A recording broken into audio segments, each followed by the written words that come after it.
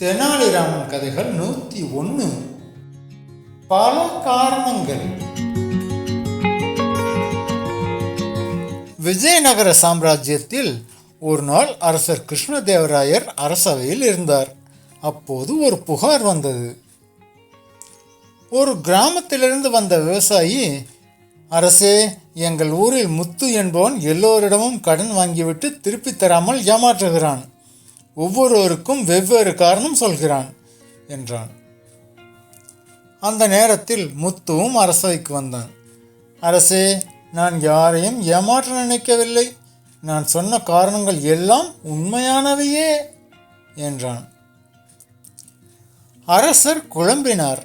யாருடைய பேச்சு உண்மை என்று அவருக்கு தெளிவாகவில்லை. அப்போது தெனாலிராமன் எழுந்தான். அரசே, உண்மை என்ன என்பதை இப்போதே தெரிந்து கொள்ளலாம் என்றான். அவன் முத்துவை அருகே அழைத்தான். நீ எல்லோரிடமும் சொன்ன காரணங்களை இங்கே ஒரே நேரத்தில் சொல்லு என்றான். முதலில் முத்து விவசாயியை நோக்கி, பயிர் நாசமாகிவிட்டது என்றான்.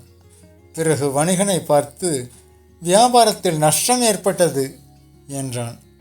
மூன்றாவதாக பண்டிதரை பார்த்து, நோய் காரணமாக செலவு அதிகமாகிவிட்டது என்றான்.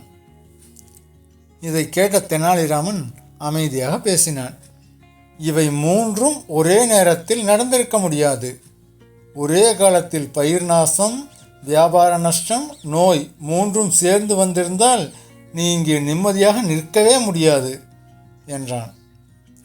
அரசர் உடனே உண்மையை புரிந்து கொண்டார். முத்து தன் தவறை ஒப்புக்கொண்டான்.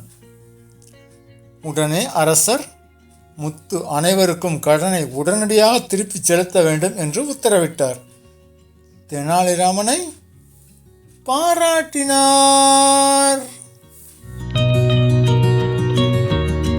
நீதி. ஒரு பொய்யை காப்பாற்ற பல காரணங்கள் சொன்னால் அதுவே உண்மையை வெளிப்படுத்திவிடும். நீங்கள் சப்ஸ்கிரைப் பண்ணாமல் எத்தனை வீடியோ பார்த்தாலும் தானும் சப்ஸ்கிரைப் ஆகாது. நீங்கள் தான் சப்ஸ்கிரைப் பண்ணணும். அதனால் சப்ஸ்கிரைப் பண்ணுங்கள், லைக் பண்ணுங்கள், கமெண்ட் பண்ணுங்கள். தேங்க்யூ.